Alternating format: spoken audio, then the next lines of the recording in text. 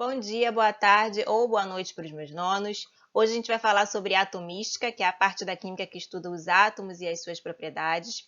Nesse primeiro quadro, eu já coloquei para vocês imagens dos modelos atômicos aceitos ao longo da história da ciência. E hoje a gente vai falar um pouquinho sobre cada um deles, para vocês entenderem como nós chegamos ao modelo científico atômico aceito atualmente. Pessoal, como sempre, a gente começa fazendo uma revisão dos conteúdos anteriores que são importantes para a aula de hoje. Então, vamos relembrar que nós estamos estudando a química. A química é a ciência que estuda a matéria e as suas transformações. Vocês aprenderam que a matéria é tudo que possui massa e ocupa lugar no espaço. Ela também pode se apresentar em diferentes estados físicos e pode passar de um estado físico para o outro. Vocês viram que os estados físicos são sólido, líquido e gasoso. E temos também o plasma, que a gente vai falar mais para frente de forma isolada, porque ele é mais complicadinho. Vocês viram que se a matéria ocupa lugar no espaço e tem massa, ela pode ser medida pelas grandezas físicas da matéria. E vocês viram também que a matéria possui propriedades gerais e propriedades específicas. As propriedades gerais são aquelas que toda matéria vai apresentar. Por exemplo, se a matéria tem sempre massa e ocupa lugar no espaço, a massa e o volume vão ser sempre uma propriedade geral que toda matéria precisa apresentar. Já as propriedades específicas são aquelas que nem toda matéria apresenta, né? Que cada uma tem a sua propriedade. Por exemplo, nem toda matéria tem cor ou brilho, nem toda matéria tem cheiro. Então, essas propriedades são específicas de um determinado material. Chegamos a um ponto da matéria que vocês sempre perguntam. Tá bom, professora, já entendi que toda matéria tem massa e ocupa lugar no espaço. Mas, afinal de contas, a matéria é feita de quê? E a resposta é muito simples. A matéria é feita de unidades básicas que a gente chama de átomos. Átomo é um termo que vem do grego e significa indivisível.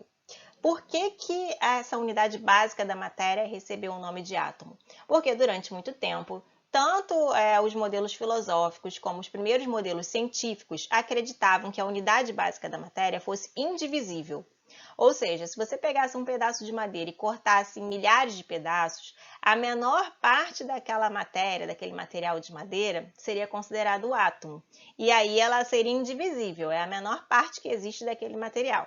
Hoje em dia, com o passar do tempo, da tecnologia e do estudo dos cientistas que vieram depois desses caras, a gente já sabe que o átomo ele é a unidade básica da matéria, sim, mas não porque é indivisível, porque se descobriu que ele se divide em partículas menores, que são chamadas de partículas subatômicas.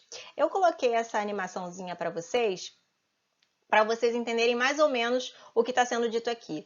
O átomo é esse modelinho aí que eu mostrei para vocês. No meio a gente tem o núcleo e em volta a gente tem as partículas que a gente vai chamar de elétrons. No núcleo, as partículas que estão ali são os nêutrons e os prótons. Eles estão juntos ali porque eles têm muita energia, mantendo eles juntinhos daquele jeito. Os átomos não são todos iguais, eles variam de acordo com o número de prótons, de elétrons e de nêutrons que tem neles, tá? Então, pessoal, o átomo é a unidade básica da matéria porque ele é a menor parte capaz de representar um elemento químico, tá? Os elementos químicos vão ser organizados na tabela periódica, conforme eu coloquei aí, que vocês já devem ter ouvido falar. Cada quadradinho desse representa um elemento químico que é composto por um determinado átomo, com determinado número de prótons, com determinado número de elétrons, e determinado número de nêutrons, tá certo? É por isso que é importante vocês estudarem tudo do inicinho, para vocês entenderem a lógica também da tabela periódica mais para frente, tá? Então, o átomo, ele é a unidade básica da matéria, porque ele é a menor fração da matéria que vai identificar um elemento químico que está lá na tabelinha periódica. E são os átomos que vão conseguir se rearranjar entre si para formar os materiais que existem. Como eu falei com vocês no quadro anterior, o modelo atômico ele evoluiu ao longo do tempo, assim como a ciência também evolui. E esse assunto é muito importante para vocês perceberem que a ciência ela está sempre em construção. Existem sempre mais pessoas estudando sobre o mesmo tema, as novas tecnologias permitem novas conclusões, né? Mais descobertas, a gente tem mais experimentos, ou seja, mais teorias são testadas e comprovadas ou refutadas, o que permite basicamente uma reformulação de tudo que a gente conhece cientificamente. E o átomo não foi diferente disso. Vocês viram que lá na antiguidade acreditavam que o átomo era indivisível e hoje a gente já sabe que ele é dividido em partículas menores. Mas o que vocês têm que saber primeiramente é o que é um modelo científico. Eu botei um textinho aí para vocês explicando que o modelo científico é uma maneira de representar algumas descobertas científicas que são abstratas, ou seja, difíceis de visualizar, ou muito complexas de explicar. Então, o átomo, por exemplo, como a gente não consegue enxergar um átomo, fica difícil, né, a gente conseguir saber como ele é. Então, os cientistas começaram a propor um modelo, né, de átomo, ou seja, como seria a menor parte, né, que compõe uma matéria. O primeiro modelo foi o de John Dalton, modelo científico, tá? Que se assemelhava muito ao modelo filosófico. Lá em 1803, ele propôs que a menor parte da matéria era indivisível, né? Uma esfera maciça, como se fosse uma bola de bilhar. Nessa hora, vocês sempre perguntam o que é uma esfera maciça e o que é uma bola de bilhar. Uma bola de bilhar é como uma bola de sinuca, tá?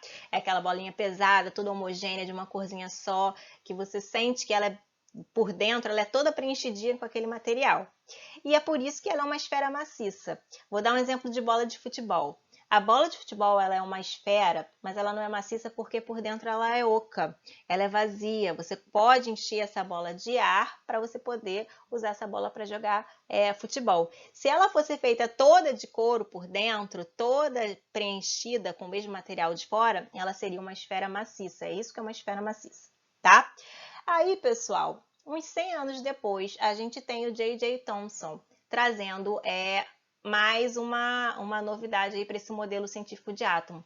Ele descobriu, através de experimentos, que o átomo ele se divide em cargas, ou seja, a partir do J.J. Thomson, a gente tem a possibilidade da divisão do átomo em partículas menores, tá? Esse modelo ficou conhecido como pudim de passas.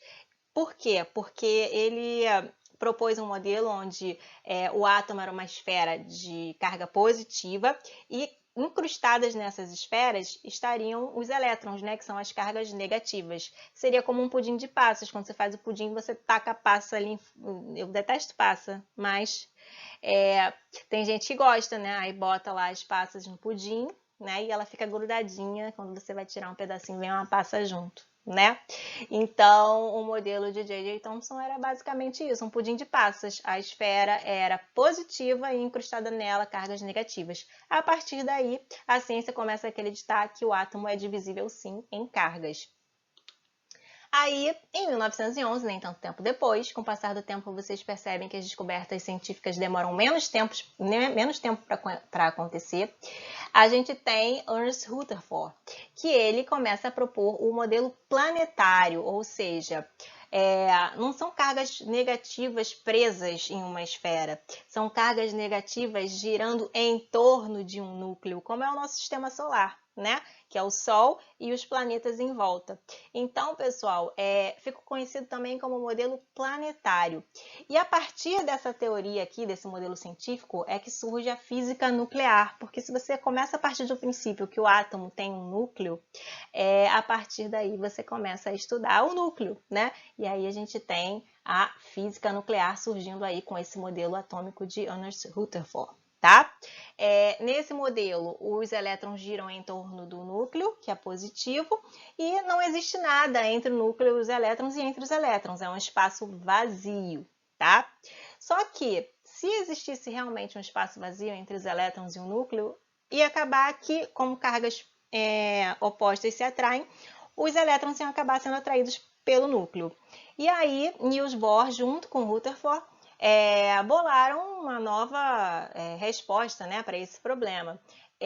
Bohr propôs que os elétrons estão sim girando em torno do núcleo, porém eles estão girando de forma estacionária, né, em níveis de energia, em camadas fixas, de acordo com o nível de energia, né? Mais para frente, em 1926, a gente tem a última teoria mais aceita, né? O último modelo mais aceito, que é o de Erwin Schrödinger. Nesse modelo aqui, a diferença básica é que o elétron, para ele se comporta tanto como partícula como onda.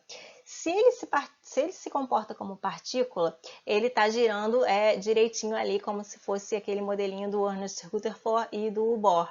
Agora, quando ele começa a se comportar como onda, ele começa a apresentar um movimento muito louco ali em volta do núcleo. E aí, a gente não tem essa fotinho aqui certinha dessas esferas aqui em volta do núcleo, né? A gente teria mais ou menos uma imagem dessa aqui, um núcleo com uma nuvem de elétrons em volta, né? Que aí a gente chama de nuvem eletrônica. E esse é o mais aceito hoje em dia. Mas o que a gente mais usa para explicar para vocês o modelo atômico são esses aqui, ó, Rutherford Bohr. Por quê? Porque eles são mais fáceis de você visualizar, que no meio tem um núcleo, que o núcleo é feito de prótons e de nêutrons e que em volta giram os elétrons, tá?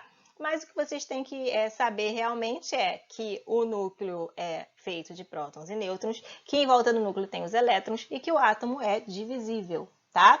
Então, a partir aqui de Rutherford, a gente tem a física nuclear e a partir aqui desse modelo de Rutherford-Bohr, quando ele fala de níveis de energia, a gente também tem o surgimento da física quântica, tá? Mas isso daí é só a título de curiosidade, tá bom? Bom, então vamos estudar as partículas subatômicas que compõem o átomo, né? No núcleo, pessoal, é só vocês olharem aí nessa imagenzinha. A gente tem duas partículas aqui, ó, a bolinha azul e a bolinha vermelha. A bolinha azul e a vermelha estão no núcleo e elas se chamam nêutrons e prótons. Os prótons têm carga positiva e os nêutrons não têm carga. A gente diz que é carga nula, tá? A gente representa como nulo ou zero. Então, pessoal, no núcleo a gente tem os nêutrons e os prótons têm carga positiva. Os nêutrons não têm carga, eles têm carga nula, é assim que a gente diz, tá? Aí, em volta do núcleo, a gente tem os elétrons. Os elétrons, pessoal, eles têm carga negativa, tá? Então, os prótons têm carga positiva, os nêutrons têm carga nula e os elétrons têm carga negativa. Pessoal, se eles são a menor parte, se eles fazem parte da unidade básica da matéria, que é o átomo, eles são ainda menores do que a gente pensou que a menor parte da matéria fosse. Então, eles têm uma massa muito pequena, tá? Eles são muito pequenininhos e eles apresentam carga, tá? Então, vocês já sabem que a carga de um próton é sempre positiva, mais um. A carga do nêutron é sempre nula e a carga do elétron é sempre negativa, menos um.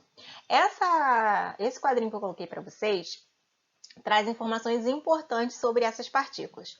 Primeiro, a gente vai falar sobre os símbolos. O símbolo do próton é sempre esse pezinho mais aqui, tá? Pezinho positivo. Por quê? Porque a carga dele é positiva.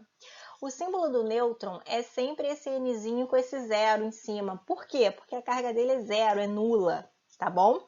E o elétron, ele é sempre representado por esse Ezinho com um negativo aí do lado. Por quê? Porque a carga dele é negativa. Aí, pessoal, a gente tem aqui duas representações de massa dessas partículas. A gente tem a massa em gramas, né, que é a massa como a gente conhece, como a gente mede a nossa massa mesmo na balança, e a gente tem a unidade de massa atômica. Por que eu estou colocando isso para vocês? Porque quando vocês leem na apostila no caderno, vocês confundem tudo. Vocês acham que o próton e o nêutron pesam 1 grama e não é isso, tá?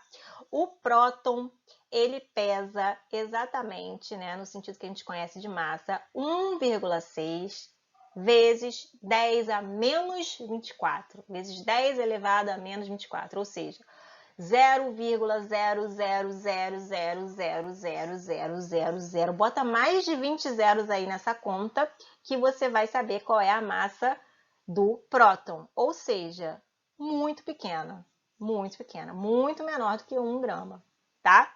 A do nêutron é 1,6 vezes 10 a menos 24 também, bem próximo ali, né? Uma variação de 2 pontinhos ali. 0,000, bota 20 zeros aí para trás, né? E você vai ver também que é uma massa muito pequenininha. E aí, para essas massas que são quase iguais, né, mudando 2 pontinhos aqui nessa casinha, a gente vai dizer que a unidade de massa atômica deles é 1.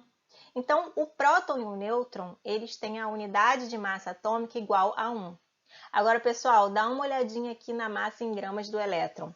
9,1 vezes 10 a menos 28. Bota aí uns 4 zeros a mais do que o próton e o nêutron, ou seja, é muito mais leve do que o próton e o nêutron. Então, a unidade de massa atômica do elétron é 0,0005, ou seja, uma massa muito menor, quase desprezível, que é o que a gente vai dizer a partir de agora, que os elétrons praticamente têm uma massa desprezível, principalmente se você for comparar com o próton e com os nêutrons, tá bom? Então, o nêutron carga nula, próton carga positiva, elétrons carga negativa. Nêutrons e prótons estão no núcleo e os elétrons estão em volta do núcleo, na nuvem eletrônica, né, que a gente chama também de eletrosfera. Pessoal, por hoje é só, chegamos ao final de mais uma aula. Eu, nesse quadro, coloquei uma mensagenzinha para vocês que tem na apostila e na internet, como várias outras que tem na internet, né? Algumas mensagens usando conteúdo científico para serem decifradas. Nessa imagem está falando para vocês pensarem como um próton. E se vocês aprenderam pelo menos alguma coisa nessa aula, vocês aprenderam que o próton ele tem carga positiva. Então, pensar como um próton é pensar positivo. E, nesse momento, essa mensagem vem muito bem a calhar, né? Eu espero que todos estejam pensando positivo, estejam bem, fazendo as atividades dentro do possível. E, em breve, eu espero que a gente esteja juntos de novo em sala de aula, tá bom? Façam as atividades e até a próxima!